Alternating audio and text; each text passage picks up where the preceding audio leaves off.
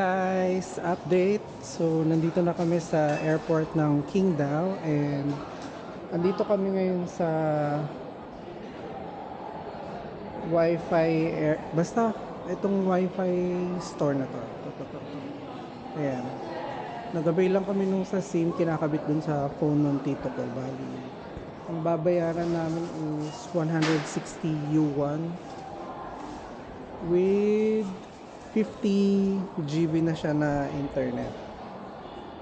Ayun, so inaayos lang and then after nito baka magti-take out na lang kami ng McDo kasi upon exit dun sa arrival yun ang una kong nakita. So ayun, yun ang magiging dinner namin and then take out na lang siya and then we'll go na sa hotel. So update you later pag nasa hotel na kami ng tito ko. So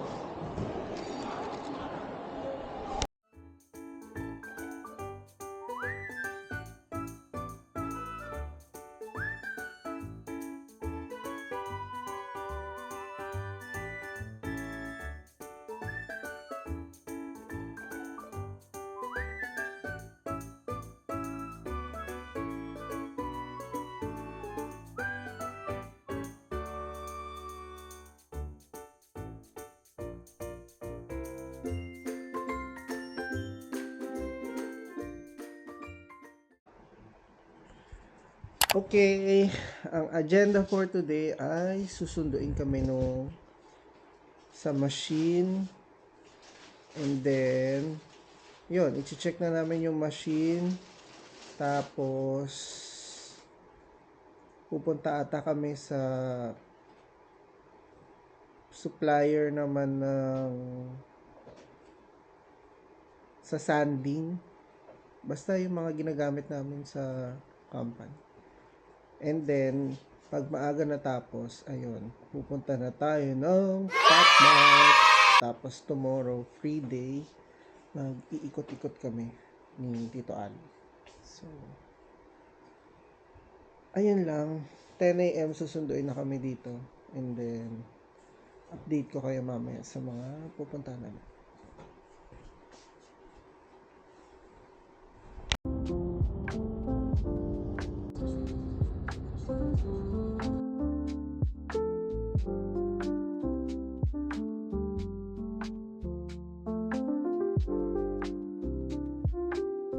Okay, tapos na kami mag industrial tour. So, kumabas muna kami ng hotel. Explore lang. Bawal mag video. Explore muna kami. Naghahanap ng coffee shop. Ay, Oh, di siya nilalamig. medyo. Pero okay naman, kaya pa. Okay. I'm navigating and nakita ko yung by Yuen coffee shop. So, doon tayo pupunta. Let's go.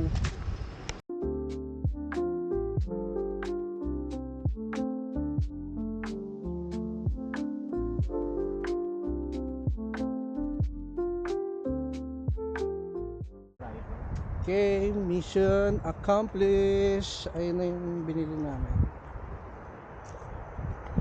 Tapos nag-coffee kami sa Bayuen. Hindi ko alam kung paano siya binabasa. Our dinner for tonight. Ito kay Tito Ali. Pork tonkatsu. And I'm having this beef curry. Ayan, tapos fruits. Ayan.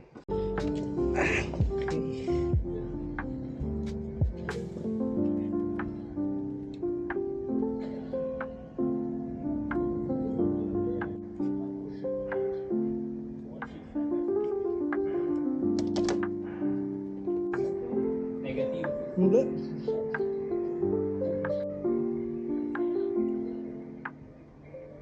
Kanina, nung minute namin yung supplier. pumunta kami ng nilibre nila kami ng lunch. As Filipino, ang dami kasing in order. Shrimp, veggies, tas itong wings. Tapos meron pa dun yung parang ang weird ng itsura ng gulay pero masarap.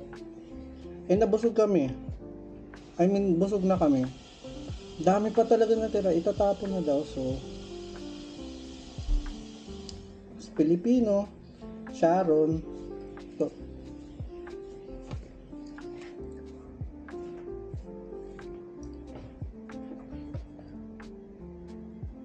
hindi kaya bad impression sa kanila yung ganun? Hindi naman siguro, no? Yun. Yung nagti-take out. Parang, kasi hindi natin masasabi sa the way na pananalita nila eh. Ang napansin ko lang, parang biglang lumabas si Kevin, tapos ayaw niya nang bumalik. Baka naman kasi nagbayad siya.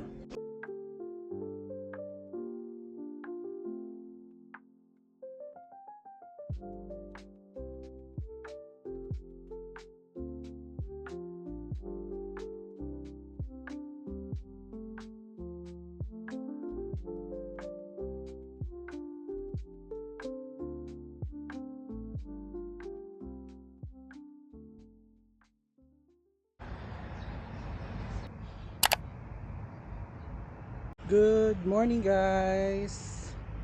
Today is November 9 and umuusok siya. Oh my goodness, lamig. Today is free day, so my friend Rachel, she will bring us to May 4th Square, then we'll go to Qingdao Beer Museum, and then hindi natin pwedeng kalimutan Qingdao Catholic Church because we have to thank God sa blessings na mga na-receive natin. So ayun, and for the safe trip. Anyway, aside from that, pupunta rin kami ng Pop Mart because sinabi ko kay Miss Rachel na kailangan kong mabili yung utos ni mama. Okay, that's the priority, that's the goal. So ayun, anyway, si Tito Ali nandun sa lobby, ako nandito ako sa labas, pinifeel ko lang yung lamig.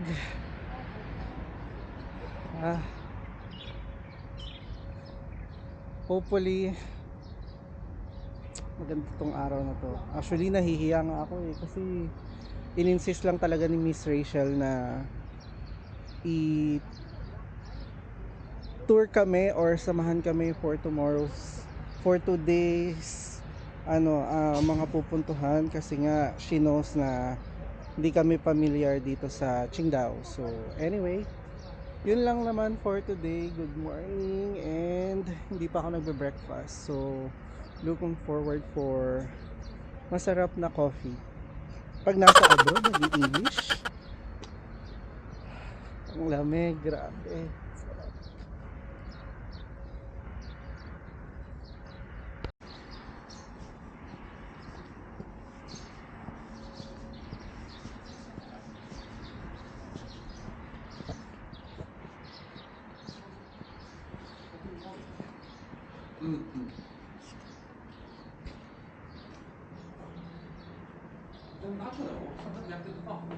等会儿看。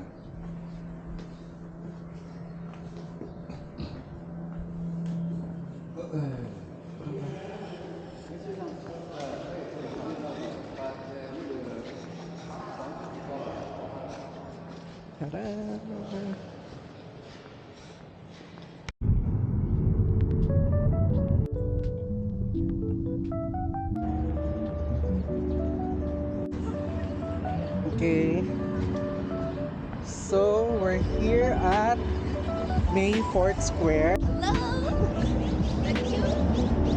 May 4th.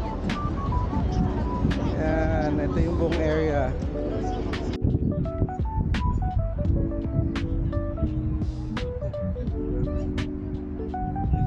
Okay, we are going back sa coffee shop because I need to have a coffee. Kaya lang, hindi nagkakape to. Okay. So, mag-coffee muna tayo and we're here at Rowena Coffee. Let's go. Yeah. Oh, thank you.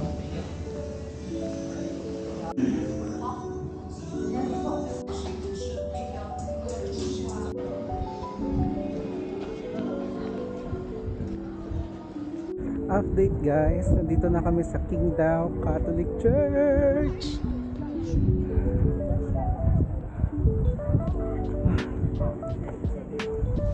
So nice here.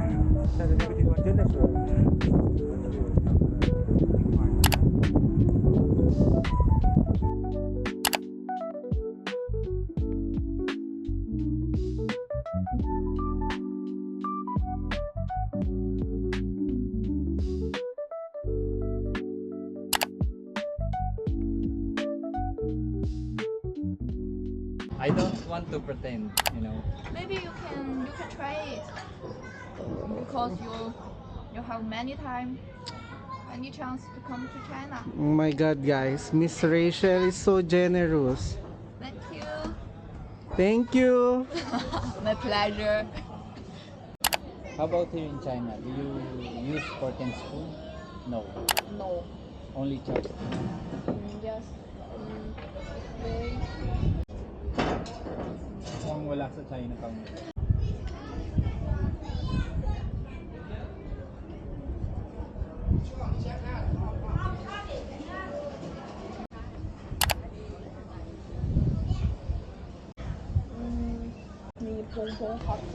Yeah.